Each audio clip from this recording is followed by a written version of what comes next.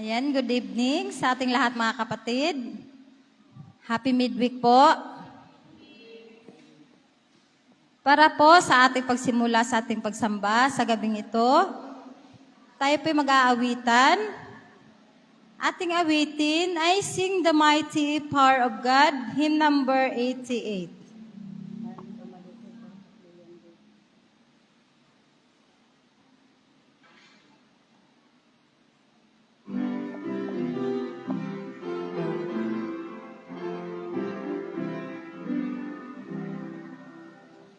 I sing the mighty power of God that made the mountains rise, that spread the flowing seas abroad and broke the lofty skies.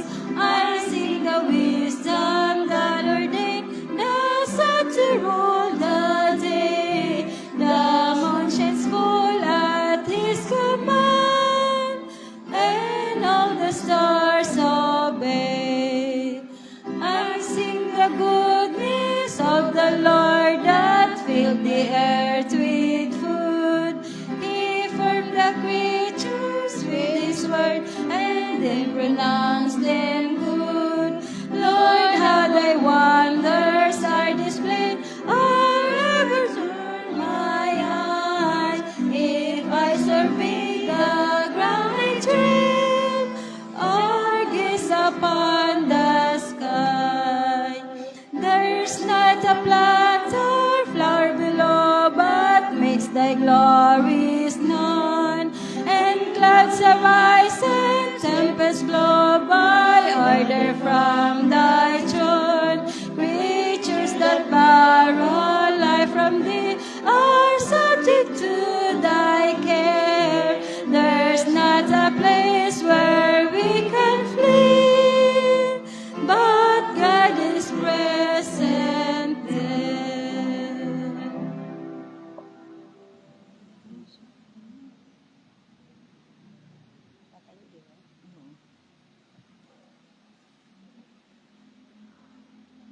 Para po sa ating opening song, tayo pong lahat ay tumayo, ating awitin, To God be the glory, hymn number 341.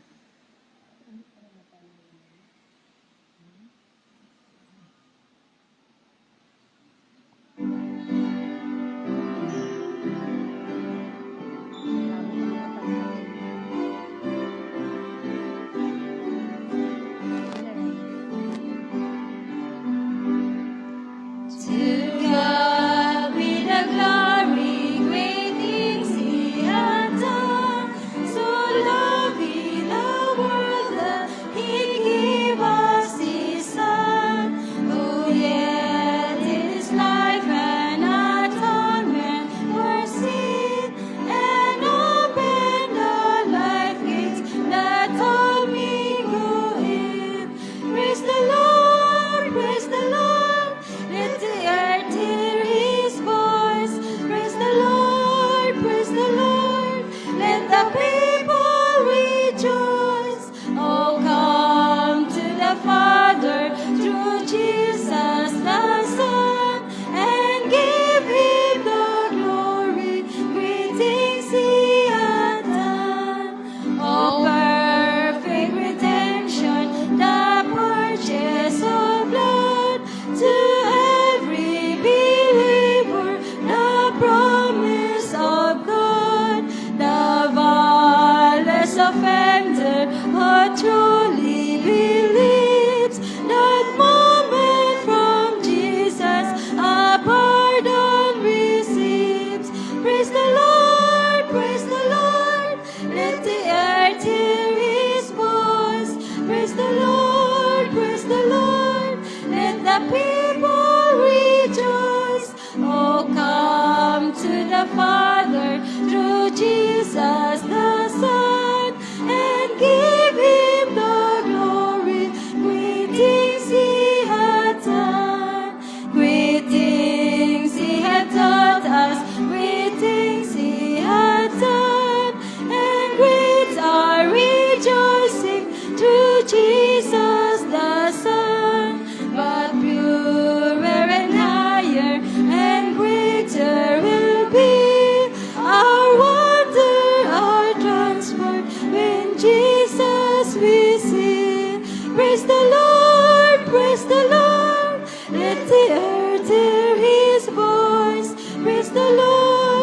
praise the Lord. Let the people rejoice. Oh, come to the Father through Jesus the Son, and give Him the glory. Greetings, Ihata.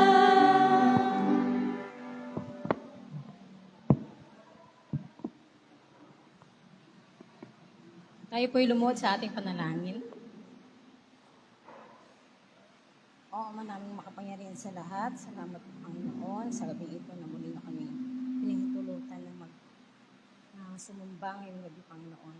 Salamat po, Panginoon, sa patuloy ng pag-iingat sa amin. Nawa po, Panginoon, ang aming mga kapatiran na parating pa lamang po sa inyong bahay sambahan ay inyo po patuloy na gabayan, Panginoon, na makarating sila ng ligtas dito. Nawa po, Panginoon, sa gabing ito ay kami po ay patuloy niyong pagkaloob ng banal na espiritu, lalong-lalo na po ang aming speaker na si Sis Rowena Yamson. Kayo po nawa ang mauna sa kanya, Panginoon. At maraming salamat po, Panginoon, sa inyong patuloy na pagmamahal sa amin. Ito lamang po ang aming hiling at dalangin sa aming matamis na Panginoon, sa inyong matamis na Panginoon, Jesus. Amen. Ay, wala po. Ay,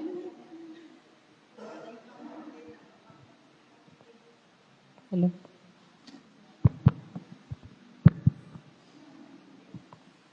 Magandang gabi po at happy midweek po sa ating lahat. At ganun din po sa mga nanonood online. Purihin po ang ating Panginoon sa gabing ito na tayo po ay pinagpala sa kabila po ng ating kabisihan sa pagtatrabaho at sa kabila po ng ating mga nararanasan ay mas pinili pa rin po nating pumunta po dito. Ganon din po, tayo po ay nabubuhay upang patuloy po tayong maglingkod sa ating Panginoon. At ito lamang po talaga ang purpose natin habang nabubuhay po dito sa sanlibutang ito. Amin po ba, mga kapatid?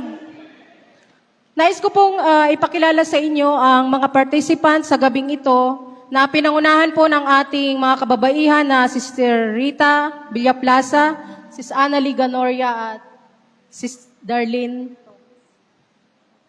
At ang atin pong opening prayer ay Sis Mian Nayasep at ako po ang inyong presider, Rosel Olea. Ang atin pong speaker sa gabing ito ay isa pong deaconess at isa pong kasamaan po namin sa women's singing group. At hindi po talaga mabobo ang alto kung wala po siya.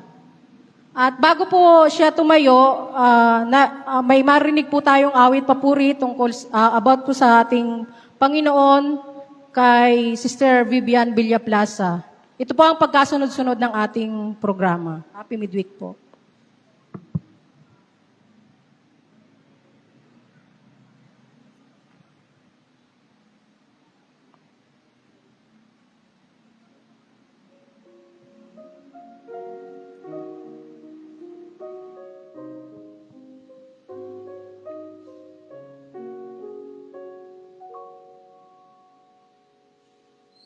Day by day, and with each passing moment, strength I find to meet my trials here.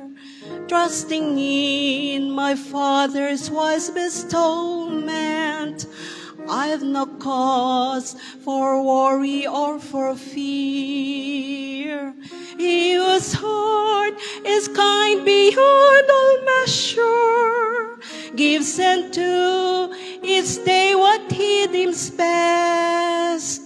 Lovingly, it's part of pain and pleasure, mingling toil with peace and rest.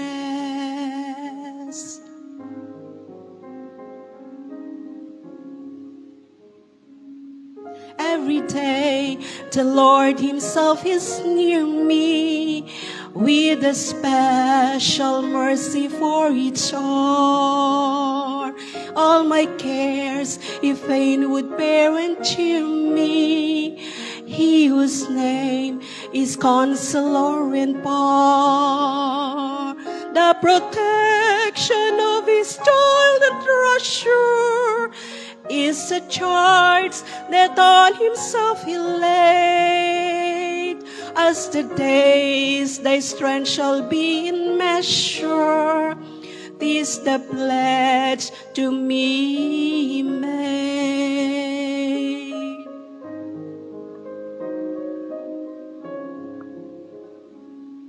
Help me then in every tribulation, so to trust thy promises, O Lord, that I lose not faith sweet consolation offered me within thy holy word. Help me, Lord, when toil and trouble meeting, here to take us from my Father's hand. One by one, the days, the moments fleeting, till I reach the promised land. Help me, Lord, when toil and trouble meeting, here to take us from the Father's hand. One by one, the days, the moments fleeting, till I'll reach the promised land. Till I reach the promised land.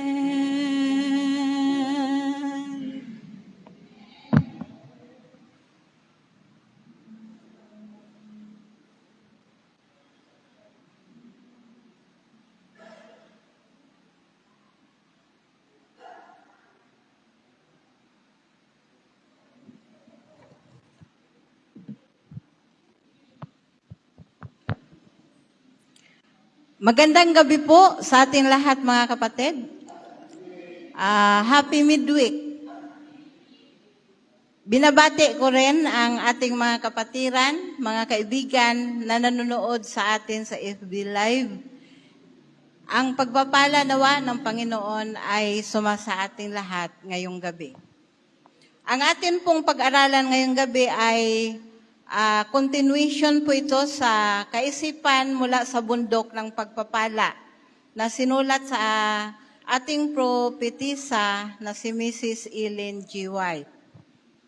Tayo po ay nasa Kabanata 3 na at meron po itong subtitle na Ang Espiritualidad ng Batas. Meron po akong katanungan. Kapag marinig po ba natin ang salitang batas, ano po yung tumatatak sa isipan natin, mga kapatid?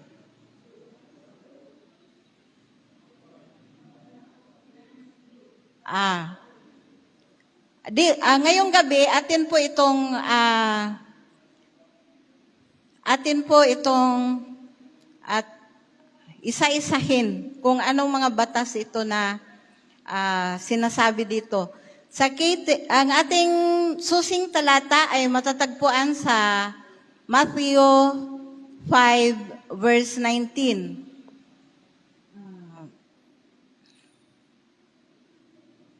Ang sabi doon sa Matthew 5 verse 19,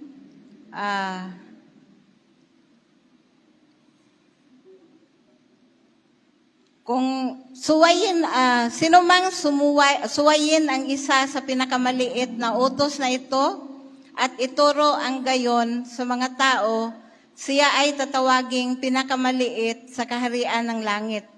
Ngunit ang sinumang tumupad at magturo ng mga ito ay tawaging dakila sa kaharian ng langit. So yun po yung parang warning sa ating Panginoong Hesus noong siya ay nag-sermon doon sa bundok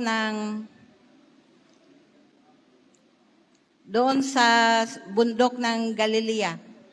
So dito ang sinabi niya kung sino daw po ang sumuway sa pinakamaliit na utos, Yun yung tatawaging pinakamaliit sa kaharian ng langit. At ang sino naman ang tumupad o gumanap at ituro ito sa mga tao, yun din naman siya ang tawaging dakila sa kaharian ng langit. Ngayon, atin pong pag-usapan ang tungkol sa utos or anong utos po ito. Ngunit bago ang lahat, tayo po muna'y yumuko para sa panalangin.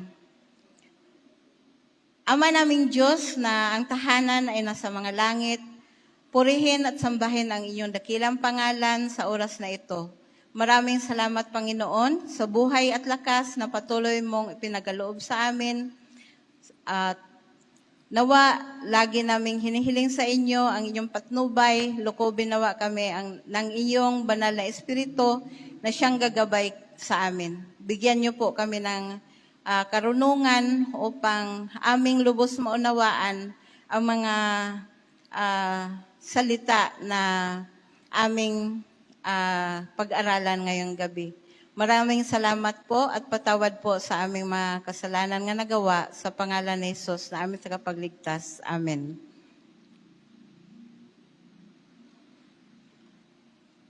Dito mga kapatid, alam natin na ang Diyos mismo ang may akda ng 10 utos na ibinigay niya ito sa Mount Sinai kay Moses upang maging pamantayan sa pamumuhay ng mga Israelita noong unang panahon.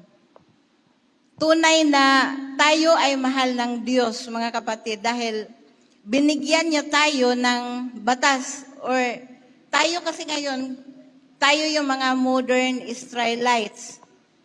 So, noong unang noong panahon ni Moses, kaya binigay ni God yung 10 utos dahil yung mga Israelites ay nagsimba na ng mga Diyos-Diyosan. So, ang batas na yung batas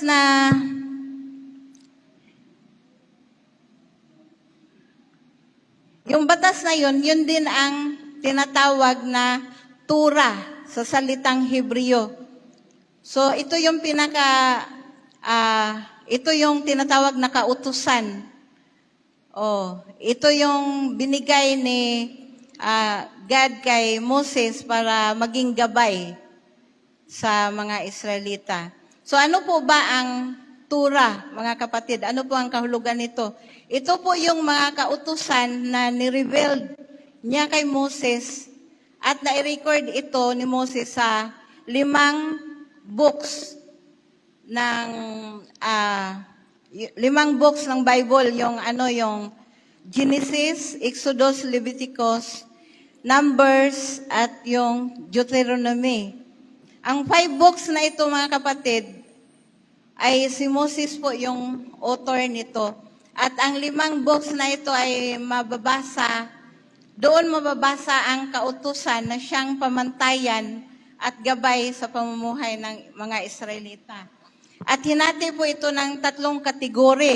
Ito yung mga tinatawag na ceremonial law at saka dietary law. Yun yung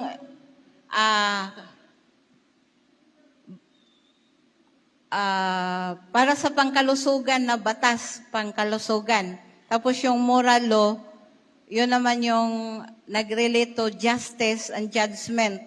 And minsan, madalas din itong tinatawag na ordinances. Ito ay nagbase sa God's holy nature. So, kasali na doon yung 10 Commandments. Bilang mga Seventh-day Adventists, ay itinuturo sa atin pa rin yung dietary law, yung batas pangkalusugan, di po ba? Tapos yung moral law, at saka yung 10 utos, isa lang yan sila. Tapos, naniniwala tayo sa kautusan dahil ito ay binigay ni God. para sa atin. At ang sabi pa nga doon nga, sa Matthew 5:18, sinabi doon na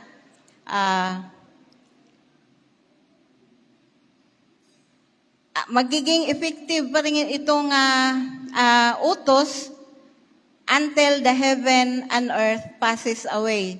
O kahit daw mahanaw or mawala yung langit at ang lupa, pero yung kautusan na ito ay mananatili. So, may nakita po ba, di ba po, may langit pa naman po at saka lupa. Di po ba?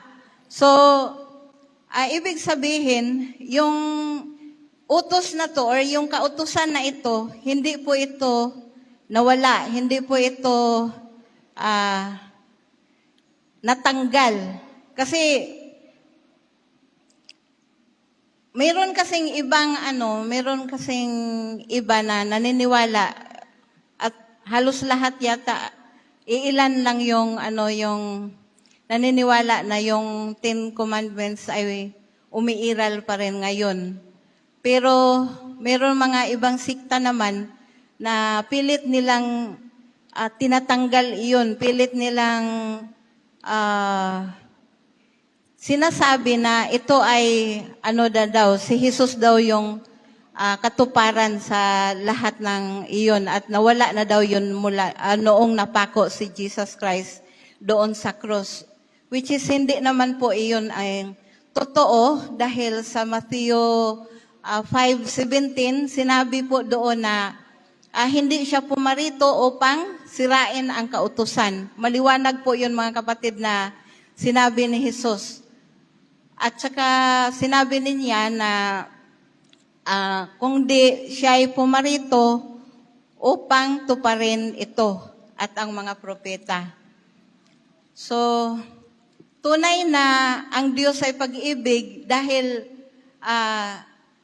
noong nandito pa siya sa lupa, ay nagkatawang tao siya para lang maabot niya tayo.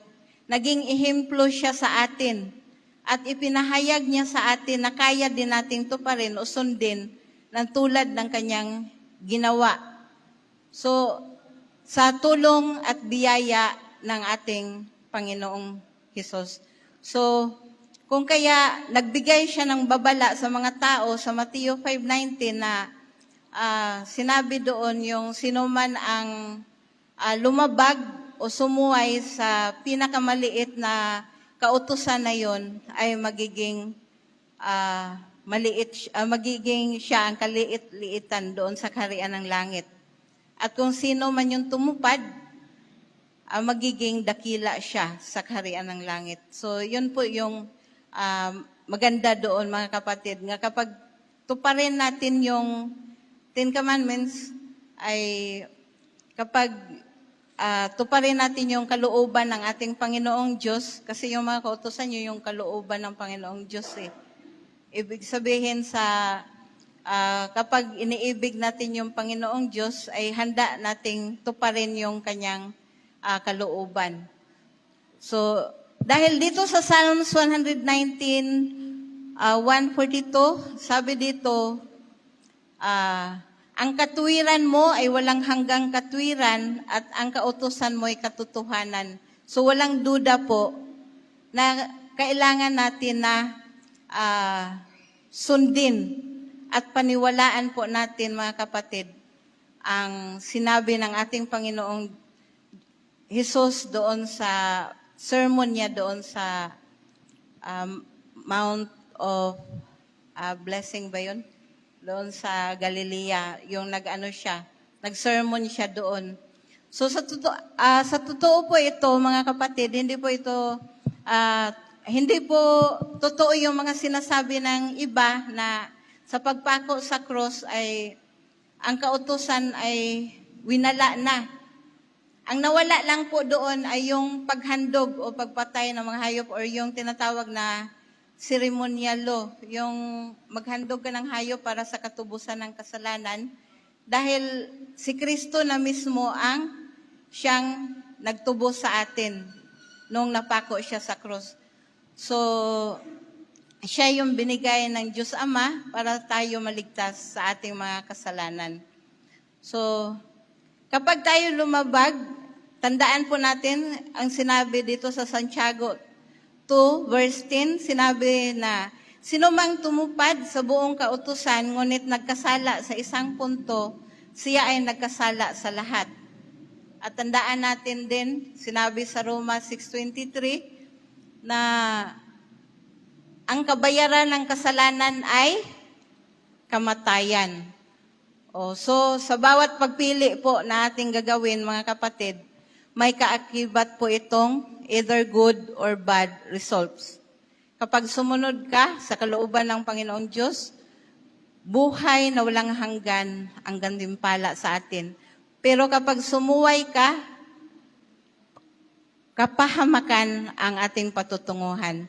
Kaya nga ang sabi ni Mrs. White, sabi niya doon sa book niya doon sa Mount of Blessing, sa bundok ng pagpapala, sabi niya doon, walang utos ng batas na hindi para sa ikabubuti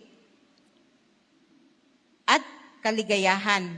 So para pala, yung batas mga kapatid, yun yung nagbigay ng ikakabuti sa atin at kaligayahan ng tao. At ang sabi pa niya doon, bilang pagsunod sa kanyang utos o batas, ang tao ay napapaligiran na parang bakod. So ibig sabihin, yung utos or yung palatuntunan ng Panginoon, yun yung maging salamin natin na nagkasala na pala tayo, yun yung magpapaalala sa atin. Kumbaga yun yung bakod na binigay sa atin ng Panginoon upang tayo'y hindi mapunta sa kasamaan. So, itong bakod na ito ay iniingatan tayo mula sa kasamaan. At kung sino mang sumira sa bakod na ito, sinabi ni Mrs. White, sinira rin ang kapangyarihan nitong protektahan tayo. Kapag sinira natin yung bakod, ibig sabihin kapag sinira natin yung kautusan ng Panginoong Hesus na ibinilin niya sa atin, sinira din natin yung protection sa atin. So tulad sa una nating mga magulang, dahil sila'y sumuway sa utos ng Panginoon na huwag kainin yung prutas or mansanas, ay binuksan nila ang pintuan ng baha ng kaabahan sa mundo. So kaya ngayon tayo naghihirap dahil sa pangyayaring iyon. At bawat individual daw na sumunod sa kanilang halimbawa, ang sabi ni Mrs. White, ay aani din ng gayong resulta. So meron talagang consequences mga kapatid kapag tayo'y sumuway sa kautusan. So sa katapusan, sa 1 King 2 verse 3, sinabi dito, at iyong ingatan ang bili ng Panginoon mong Diyos, na lumakad sa kanyang mga daan at ingatan ang kanyang mga palatuntunan, ang kanyang mga utos at ang kanyang kahatulan, at ang kanyang mga patutuo ayon sa kautusan ni Moses.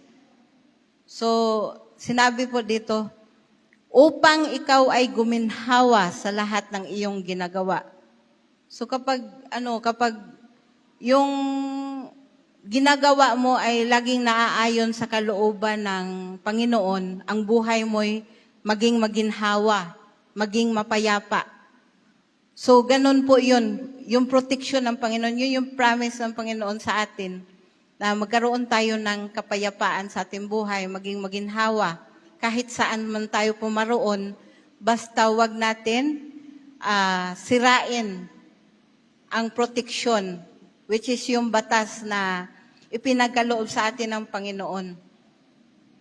Nawa may natutunan tayong aral ngayong gabi, mga kapatid. Pagpalain tayong lahat. At na lang po, palawigin na lang po natin sa reflection natin yung topic na ito about sa kautusan. Yun lang po. Maraming salamat.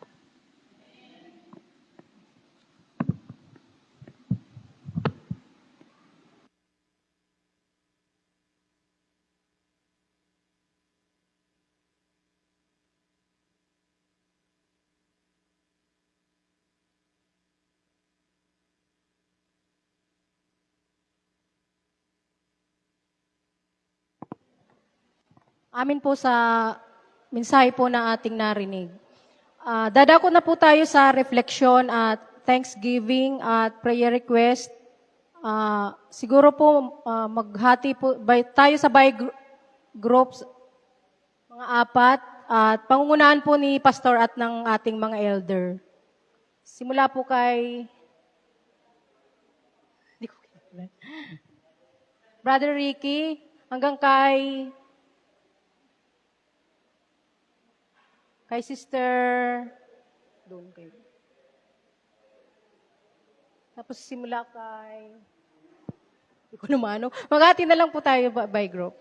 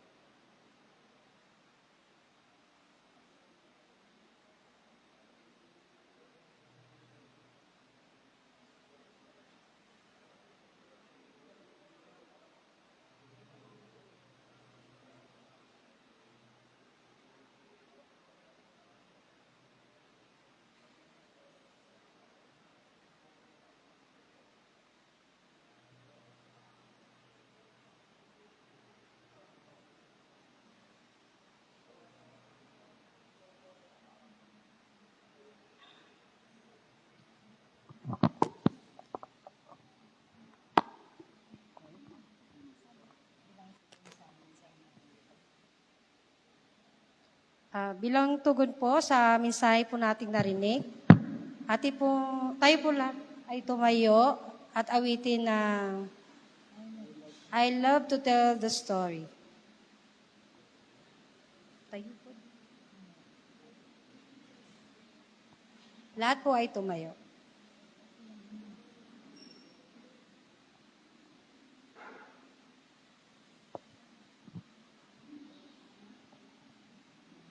$287.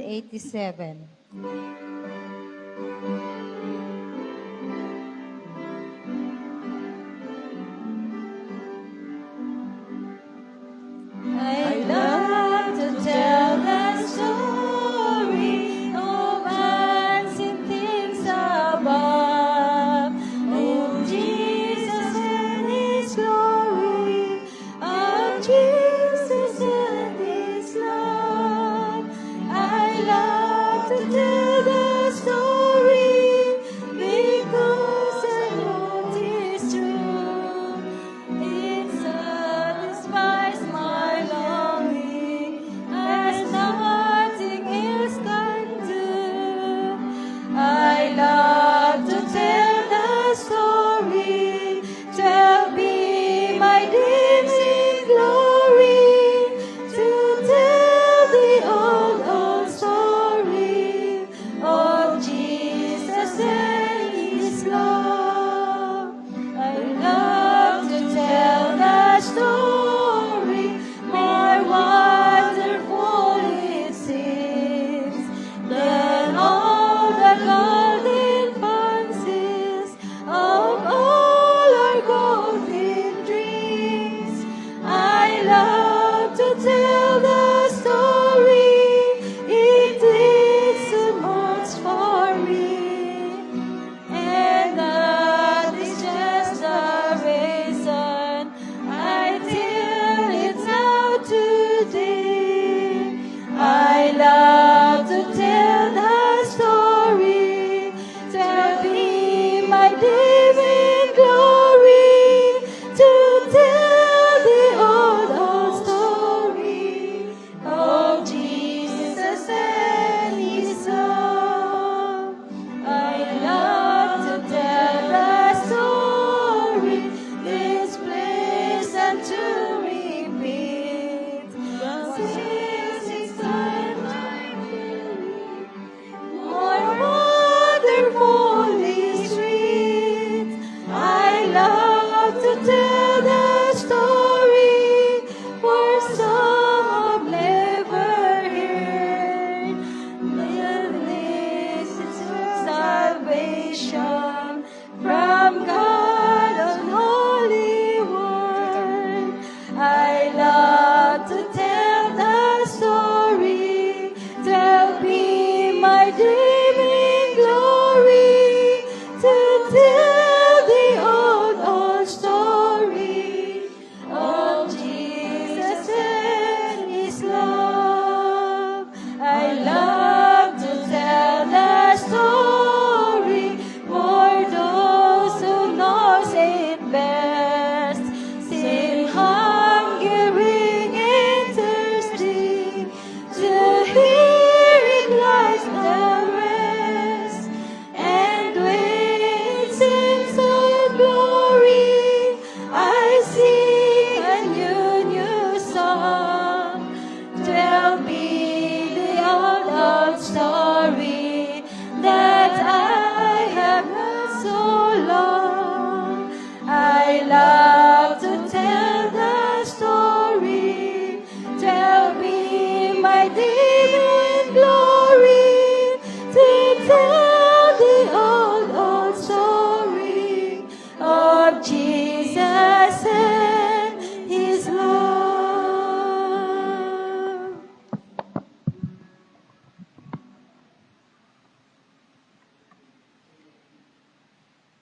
Ama naming mahabagin, ang may-ari ng aming mga buhay, ang may-ari at may akda ng kautusan na ibinigay niyo sa amin. Ama, tulungan niyo po kami na maganap namin or aming magampanan ang mga iyong mga palatuntunin sa aming buhay. Tulungan niyo kami dahil ito ang naging protection sa amin upang kami ay mailayo sa kapahamakan. Tulungan niyo po kami, Ama, nga masunod namin ang iyong kalooban. At ang iyong banal na Espiritu nawa ang siyang magagabay sa amin. Maraming salamat, Panginoon, sa magandang pabalita na naging aral sa amin ngayong gabi upang kami paalahanan na huwag baliwalain ang mga kautusan na ibinigay nyo sa amin dahil ito po ang siyang maging guide sa aming buhay sa pang-araw-araw upang kami ay mailayo sa kasamaan. Panginoon, sa oras na ito, samantala po kaming maghiwa-hiwalay, nawa ang iyong banal na mga anghel ang siyang mangunguna sa amin hanggat sa kami ay makarating sa kanya-kanyang mga tahanan. Ito po ang aking samot dalangin. Patawarin mo po kami sa aming mga kakulangan at pagkakasala sa pangalan ng aming Panginoong Hesus na aming tagapagligtas. Amen.